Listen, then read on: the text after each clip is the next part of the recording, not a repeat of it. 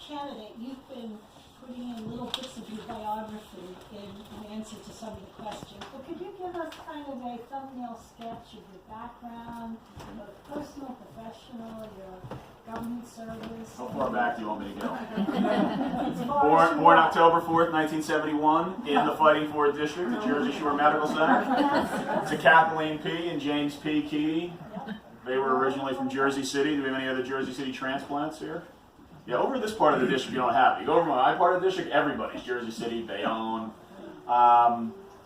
Grew up in Belmar. Well, my first 10 years were in West Belmar, also in the district. And then my parents bought a lot in Belmar and built a home in 1980. That my father passed away 4 years ago. My mother still lives there. And I went to St. Rose Grammar School, went on to in Lincroft, also in the district. And thank you. Was a two-sport varsity athlete at CBA, basketball and soccer. Was also on student council. Was not as engaged academically back then as I should have been. I was actually just found a crate of like my old report cards and a bunch of other papers that I wrote, and I was like, man, I need to study more. Went from CBA to St. Joseph's University in Philadelphia. Played soccer there for 4 years. Was very involved in student life. Was president of my fraternity. Studied my first 2 years. I studied economics, and then made a transition to social psychology for my junior and senior years. After I finished at St. Joe's, I took off with a couple guys that I grew up with, that I went to high school with, and we backpacked around the world. And that's where the blinders really came off for me. I think, we'll segue. One of the reasons that I think Smith has been able to stay in for as long as he has, when you drive around our district, even on a horrible day, it's a pretty sweet place to live, right? So I grew up here, and when you hit, you travel halfway around the world, and you go all through Indonesia, Vietnam, Laos, Burma, Thailand. I did volunteer work with Mother Teresa sisters in 2 different countries, which is one of the other things with regard to Smith. He's trying to paint a good chunk of our movement as like these anti-Catholic radicals. Yeah, I volunteered with Mother Teresa's sisters in 3 different countries, 2 overseas, and then here in the United States. I can tell you, Congressman, they're not anti-Catholic, right? We just want some answers to questions that we have. So traveled around the world, came home, and fell into a teaching job at St. John Vianney High School up in Homedale. While I was teaching at St. John Vianney, one of the goals that I had when I came back from that trip was to continue my soccer career. I signed a pro contract. Played professional soccer for 3 years, and so there was no money. Now it's awesome. There was nothing back in the mid '90s. I was getting paid $3,000 a year to play professional soccer. So you had to have a day job. So I was teaching. I started teaching at St. Rose after St. John Vianney. I coached on and off at St. Rose for about a decade with a boys soccer program there. After that, while I was coaching. Or while I was playing, rather, one of the guys on my pro team was the head men's coach at St. John's University in New York City. This is where my life takes a big turn now. So he comes to me one night and says, look, I want you to join my coaching staff. They had just won the NCAA Division I National Championship. They're the best team in the country. He had offered me the job the year before, and I said no. Right, so I'm kicking now he had no money, nothing for me, just the opportunity. They're thrashing Florida International in the final. I'm in the stands like, oh, I could have had the ring. So his budget quadrupled after they won. Now he could pay me. So I go up to St. John's, and along with coaching, I wanted to do a graduate degree in theology. My students that I had had for the 2.5 years prior to that had really good questions that I didn't think I had good enough answers for. St. John's had a great program. I am loving life. I'm coaching with one of the best teams in the nation. I'm doing my theological studies in the afternoons and the evenings. My first class, Moral Person, Moral Society. I get encouraged by my professor to write a paper topic linking moral theology and sports. 2 things that he saw I had a passion for. And we kicked around a couple of ideas, and eventually I settled on looking at the Nike sweatshop issue in light of what's called Catholic social teaching. And what I found was if you wanted to pick a company that violated everything we claim to stand for at St. John's University, Nike was the perfect case study. And at the same time that I'm learning this over here in theology, the St. John's University Athletic Department and the men's soccer program was the linchpin, is negotiating a $3.5 million endorsement contract with Nike, and part of that deal I would have to wear and promote their products. I tried to encourage the university to get out of this deal. I said I personally don't feel comfortable. This is all behind the scenes. For a year, was trying to negotiate my way out of this for the deal and get the school to move away. Eventually, I'm given an ultimatum: you will wear Nike and drop this or get out. I held my ground. I was forced to resign. I became the first athlete in the world to say no to Nike because of the sweatshop issue. That was big news. I filed a lawsuit against Nike and St. John's. I walked out of the courthouse. Bigger news. There's ABC, NBC, CBS, Fox. I'm on HBO Sports, ESPN, radio programs all over the country.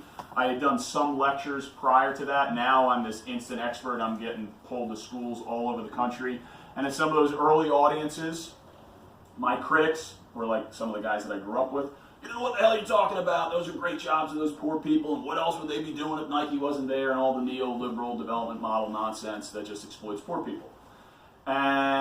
But the competitive athlete in me wanted to prove my critics wrong.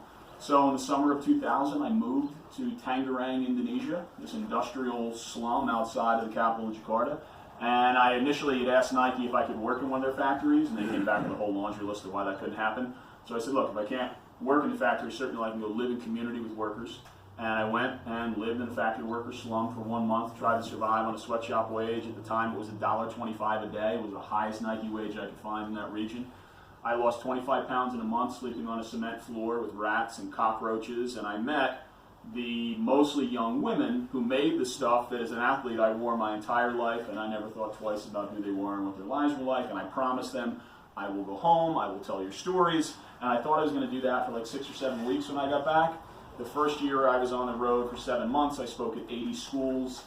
After that experience, I was like, wow, there's a real hunger for this kind of programming on campuses, and I'm really passionate about this issue. I got to tell more people about it, so I started a small nonprofit called Educating for Justice. I did that full-time for 15 years. I lectured at more than 500 schools in 44 different states and 3 different countries.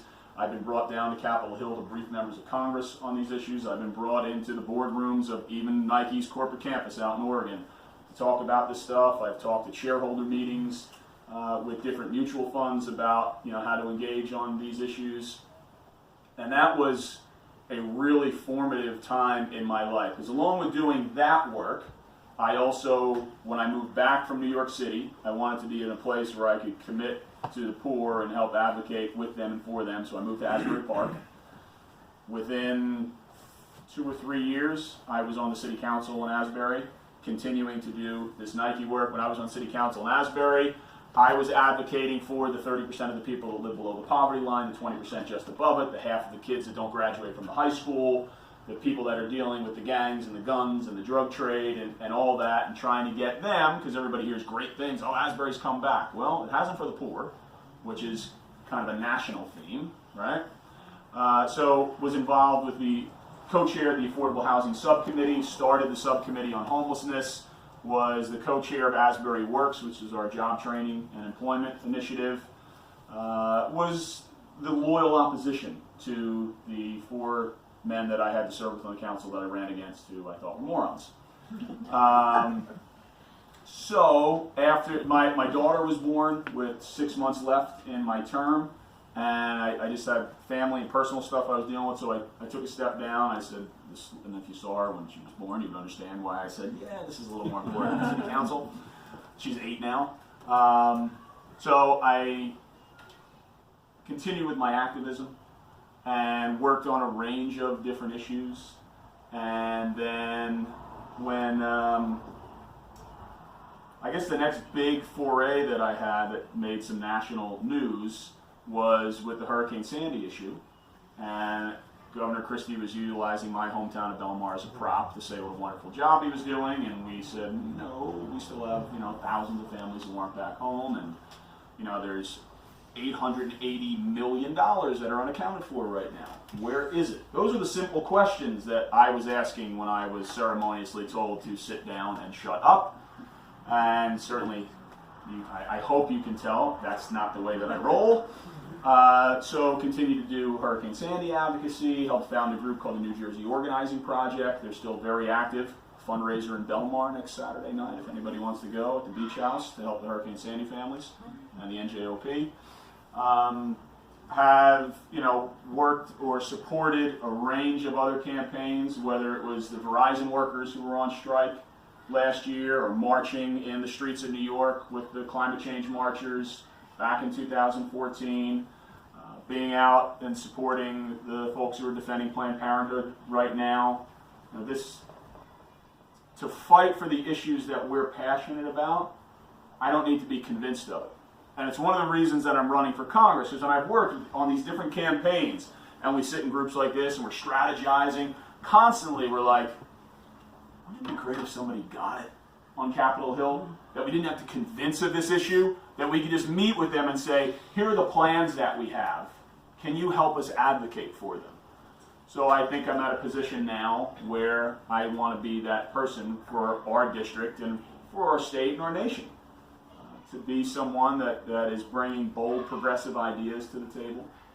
One of the other issues that I worked on, it was mentioned in the introduction, I did, and this is some of the most powerful social justice work that I've done in my 20 years doing this kind of work, was in the end of 2015, beginning of 2016, I was helping on the front lines of the Syrian refugee crisis as the boats were coming across from Turkey to Lesbos, Greece. I ended up going there because when the Paris terrorist attack happened, and we saw all that xenophobia and Islamophobia really get amped up to the point of our governor saying, I don't even want 5-year-old Syrian orphans coming to the state of New Jersey. I'm paraphrasing, but that was his what he was saying. And I said, let me see what our governor's afraid of. Now, one, I'm not afraid of Muslims because I did work in Indonesia for 15 years. It's the largest Muslim country in the world, 4th largest country as well. Unfortunately, most people can't point to it on a map. So my best friends are Muslims. And so I'm not afraid of Muslims. I'm also not afraid of 5-year-old orphans.